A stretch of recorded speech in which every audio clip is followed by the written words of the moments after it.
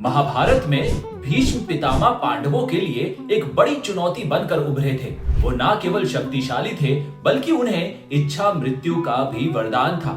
पांडवों के लिए ये एक बहुत बड़ी चुनौती थी कि कैसे भीष्म पितामह को मारा जाए। भीष्म पितामह गंगा और हस्तिनापुर के राजा शांतनु के बेटे थे। उनका असली नाम देवव्रत था। कथा के अनुसार जब देवव्रत ने महर्षि परशुराम से विद्या प्राप्त की, उसके उपरांत राजा शांतनु ने उन्हें हस्तिनापुर का उत्तराधिकारी घोषित कर दिया।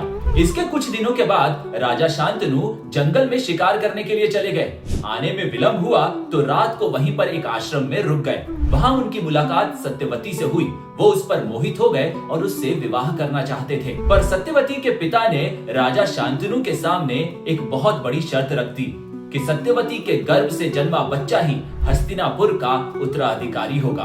सत्यवती के पिता के शब्दों को सुनकर राजा धर्म संकट में पड़ गए। राजा सत्यवती को खोना नहीं चाहते थे और अपने बेटे देवव्रत को हस्तिनापुर के उत्तराधिकारी के पद से हटाना भी नहीं चाहते थे।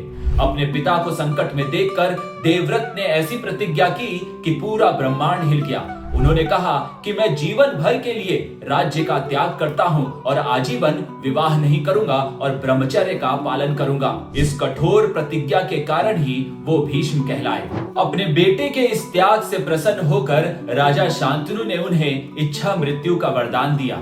आगे चलकर हस्तिनापुर के राजा पांडु बने और फिर धृतराष्ट्र।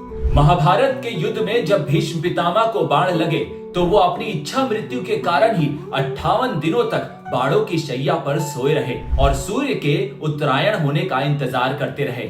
और जब सूर्य उत्तरायण हुए तो भीष्म पितामह ने श्री कृष्ण से आज्ञा लेकर अंतिम सांस ली।